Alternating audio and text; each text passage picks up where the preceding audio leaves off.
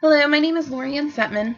The famous mathematician I chose to present for this history of math presentation is Euclid, also known as the father of geometry.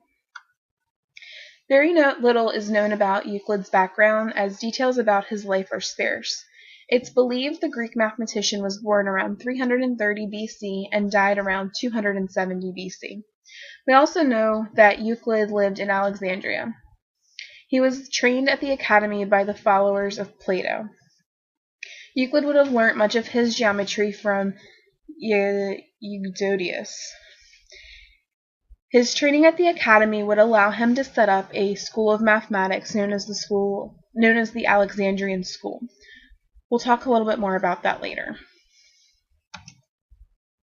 Euclid taught mathematics in ancient Egypt. He served as a tutor at the Alexandria Library. Euclid also coined and structured different elements of math like infinite values, factorization, and the geometric systems. By Euclid's time, mathematics had become more of an intellectual occupation for philosophers. They didn't call Euclid a leading mathematician and teacher of all time for nothing. Euclid made multiple significant contributions in the field of mathematics. Some of the most influential aspects include his works Data, Division of Figures, Elements, and his work on prime numbers.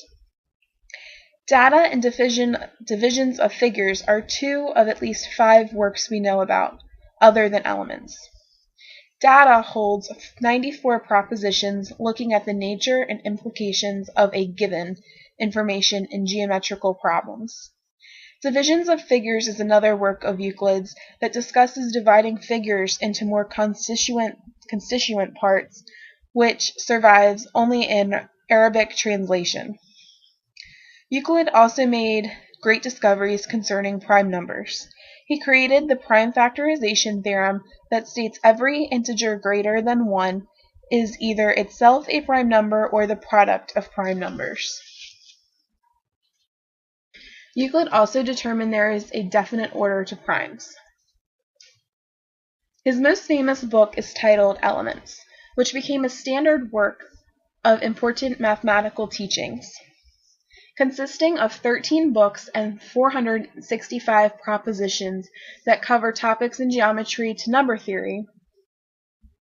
Although the propositions and proofs that are in Elements were not all Euclid's original thoughts and inventions, he was the first person to organize old mathematics in a clear and logical manner. Elements expanded on all of the previous writings of this type, so keeping any earlier text was thought to be unnecessary, meaning his text, Elements, was the only one around after it was invented or created. According to Journey Through the Genius, Euclid's influence was so profound that virtually all subsequent Greek mathematicians had some connection or other with the Alexandrian school. Elements is considered the Bible of mathematics and has been compared to the Bible in several different ways. It's been said that next to the Bible, Elements may be the most translated, published, and studied books in the Western world. It's also been said that of all the books from the Western civilization, only the Bible has received more intense scrutiny than Elements. My personal favorite significance for Euclid is that Elements was used as the geometry textbook through the 19th century. Euclid does have some gossip to go with his genius. Some researchers find it a bit fishy that there is a lack of Euclid biological information and upbringing, as it's unusual for this time period.